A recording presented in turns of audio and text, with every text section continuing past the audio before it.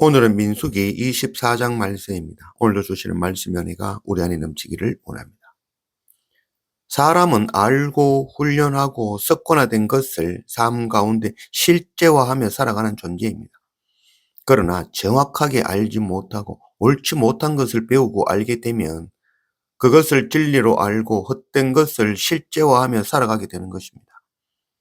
하나님의 말씀을 정확하게 아는 것이 참 중요합니다. 하나님을 알고 말씀을 읽지만 정확하게 알지 못하고 정말 말씀이 그러한가 깊이 묵상하지 않으면 결국 하나님의 말씀과는 다른 부정하고 옳지 않은 일을 하게 되고 결국 그 일이 하나님을 대적하는 일이 되는 것입니다. 말씀의 은혜가 정말 우리 안에 부어지기를 원합니다.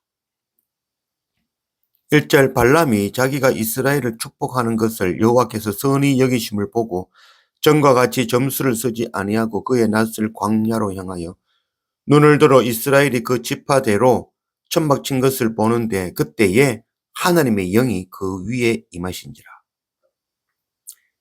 민수기 22장에서 시작하여 발락과 발람의 교훈이 25장까지 내일까지 4장에 이어서 나오는 말씀, 중요한 말씀이라는 것이죠.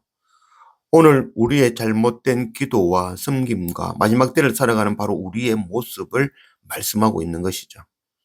사탄은 우리를 넘어지게 하고 하나님의 나라에 들어가지 못하게 하는 거죠. 그 방법이 바로 하나님 아닌 세상을 더 사랑하고 세상의 것을 더 구하는 바로 세속주의, 물질주의, 성공주의에 빠지게 하는 것이죠. 이것이 우상숭배이며 하나님의 신부로 하나님보다 세상을 더 사랑하는 음행으로 심판이며 죽음이 되는 것입니다. 오늘 말씀에 발람이 자기가 이스라엘을 축복하는 것을 여호와께서 선히 여기심을 보고라고 말씀하고 있죠.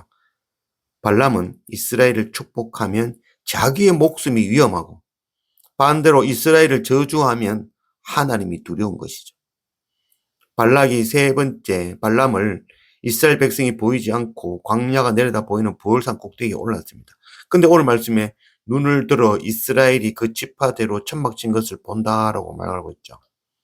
분명 발락이 발람을 이스라엘 백성들이 보이지 않는 광야가 보이는 부월산 꼭대기에 갔는데 발람은 이스라엘이 그 지파대로 천막 친 것을 본 것이죠.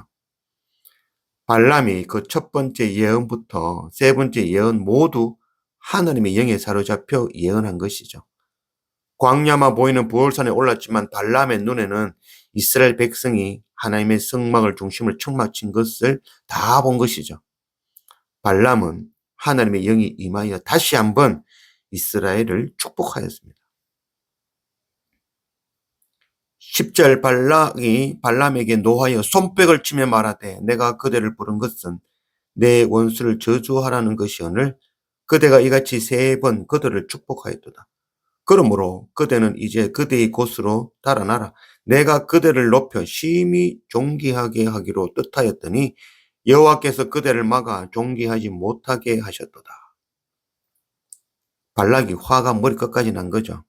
이 모압 왕 발락은 하나님을 두려워하였지만 하나님의 긍휼과 자비와 오래 참으심의 그 거룩함을 알지는 못하였습니다.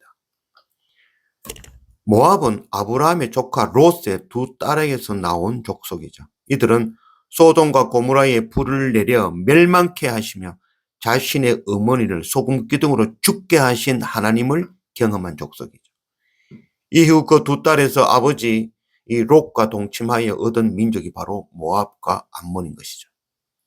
이들이 알고 있는 하나님은 불을 내려 심판하며 저주하는 두려운 하나님, 자기 어머니를 죽인 하나님인 것이죠. 오늘 말씀에 이제 그대는 그대의 곳으로 달아나라. 발락이 더 이상 이 발람을 통해서는 이스라엘을 저주하는 것이 불가능하다는 것을 알았죠. 하나님과 함께 하시는 이스라엘 백성들을 두려워한 것이죠. 마지막으로 발락은 발람에게 달아나라라고 말하고 있죠. 이는 이스라엘을 저주하고 이스라엘을 축복하고 죽기를 원하느냐? 아니면 이렇게 이스라엘을 축복하면 내 손에 죽는다는 것이죠. 아니면 이스라엘 저주하고 내게서 은금 많이 받고 돌아가라는 거죠. 최후 통첩인 것이죠. 12절 발람이 발락에게 이르되 당신이 내게 보낸 사자들에게 내가 말하여 이르지 아니하였나이까. 이제 나는 내 백성에게로 돌아가거니와 들으소서. 내가 이 백성이 후일에 당신의 백성에게 어떻게 할지를 당신에게 말하리이다 하고, 발락이 돌아가라라는 말을 듣고 발람이 그대로 집으로 돌아갔다면 그는 위대한 선지자로 아마 성경의 예언서 중에 발람서가 생길 수도 있을 것입니다.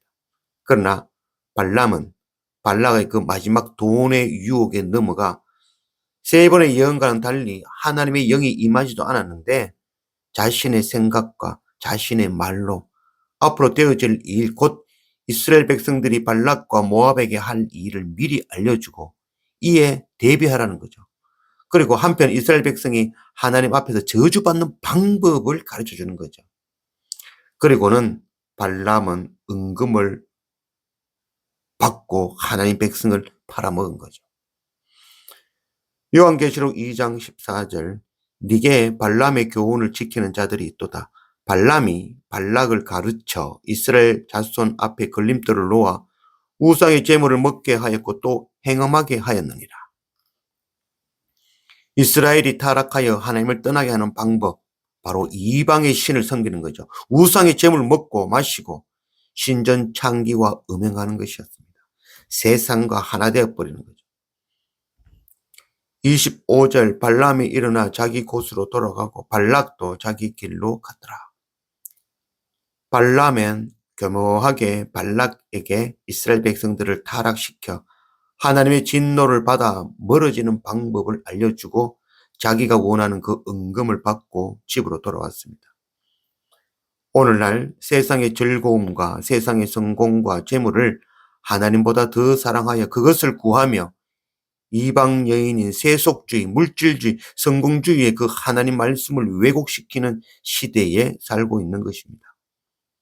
발람의 교훈은 바로 오늘 우리에게 주시는 말씀입니다. 눈을 열어 교묘히 속이는 그 발람의 예언을 분별하는 영이 우리 안에 넘치기를 원합니다.